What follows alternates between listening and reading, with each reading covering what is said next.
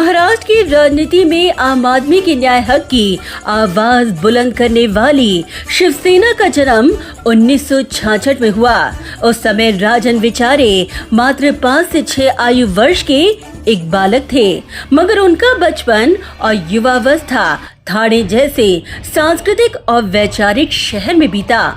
वो दौर था जब शिवसेना ही आम आदमी के न्याय हक के लिए सड़क पर उतर कर लड़ रही थी। उस दौरान शिवसेना पार्टी प्रमुख हिंदू हृदय सम्राट स्वर्गीय बाला साहेब ठाकरे साहब के विचारों और उनके जोशीले और निडर व्यक्तित्व और शिवसेना के प्रति उनकी ललक को देखकर राजन विचारे ने असंख्य युवाओं की भांति शिवसेना पार्टी में प्रवेश कर एक कट्टर शिव सैनिक के तौर पर अपने राजनीतिक सफर की शुरुआत की।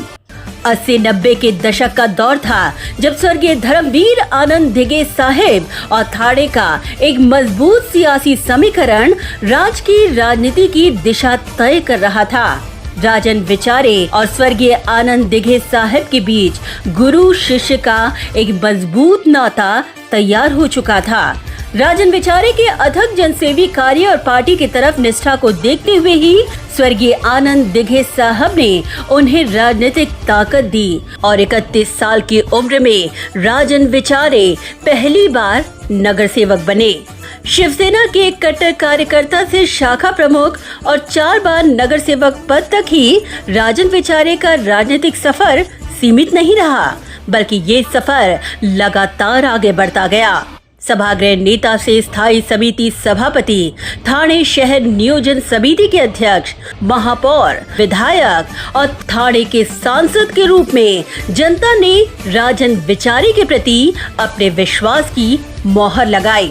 वर्ष 2014 लोकसभा चुनाव में जब ठाणे सीट से लड़ने के लिए शिवसेना से कोई तैयार न था, तब ऐसे समय पर राजन विचारे ने इस कठिन चुनौतियों को स्वीकारा और जनता के विश्वास के दम पर ठाणे से सीधा दिल्ली दरबार में अपना डंका बजाया। राजनीति के साथ धार्मिक और संस्कृति का जतन कर राजन विचारे ने स्वर्गीय धर्मवीर आनंद दिघे के नक्शे कदम पर चलते हुए ठाणे जामरे नाका में उनके द्वारा आयोजित दही हांडी और चैत्र नवरात्र उत्सव की परंपरा की शुरुआत की। राजन विचारे के व्यक्तित्व की बात करें तो वो बाहर से फणस के प्रकार कटीला और सख्त, जबकि अंदर से कोमल और मीठा रहा है। उनकी इसी व्यक्तित्व शैली के कारण राजन विचारे ने अधिकारियों के समक्ष अपनी आक्रामक भूमिका अख्तियार कर कई महत्वाकांक्षी प्रकल्पों को मंजूरी दिलवाकर काम को रफ्तार दी। परिणाम स्वरूप आज उनके मतदार संघ में कई महत्वाकांक्षी प्रकल्पों को अमली जामा पहनाया गया है। बता दें कि ठाणे शहर एक प्रमुख औद्योगिक शहर के तौर पर गिना जाता है।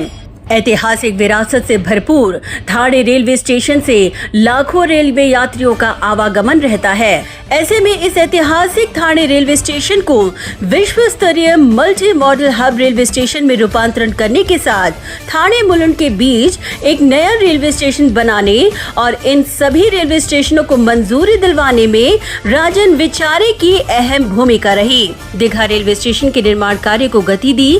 बोरीवली रेलवे स्टेशन की तर्ज पर मीरा रोड और भाईंदर रेलवे स्टेशन में डेक लेवल पर बसेस स्टेशन का पुनर्विकास कार्य को गति दी। ठाणे की परिवहन व्यवस्था को सुचारू और शहर में प्रदूषण पर अंकुश लगाने के लिए योजनाबद्ध तरीके से जल परिवहन को केंद्र सरकार से मंजूरी दिलवाई। ठाणे, नवी मुंबई और मीरा भाईंदर शहर में प्रवासी जेटी और रोरो जेटी विकसित करवाने में अहम भूमिका निभाई।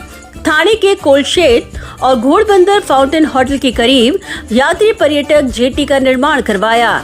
भाईंदर से वसई तक बनाई गई रोरो जेटी के कारण 1 घंटे का समय की बचत मुमकिन कर दिखवाया। नवी मुंबई के बेलापुर में प्रारंभ खुले यात्री जेटी, नेरुल में बनी रोरो जेटी से नेरुल से अलीबाग तक का सफर सिर्फ 45 मिनट का मुमकिन कर दिखाकर लोगों को दिलासा देने का काम किया।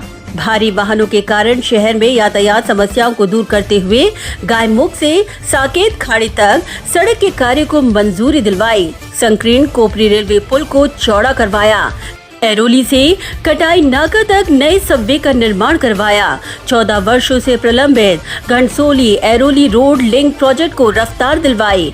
इतना ही नहीं, ऐरोली पोस्ट ऑफिस के लिए आरक्षित भूखंड जब अतिक्रमण की भेंट चढ़ चुका था, तब राजन विचारे के अथक प्रयत्नों से भूखंड अतिक्रमण मुक्त करवाकर अद्ययावत पोस्ट ऑफिस के निर्माण कार्य को उन्होंने रफ्तार दी, जो आज उनके कार्यकाल का एक मील का पत्थर माना जा रहा है।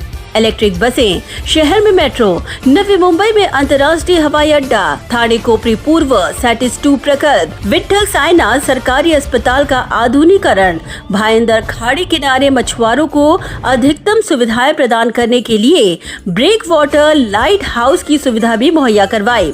राजन विचारे ने अनगिनत कार्यों से अपना दबदबा हमेशा दिखाया है। जनता की समस्याओं को लेकर हमेशा आक्रामक, जनसेवा में संवेदनशील और संकट के दौर में सबसे पहले खड़े रहना राजन विचारे का विशेष व्यक्तित्व गुण है और यही उनकी सफलता का परिचायक।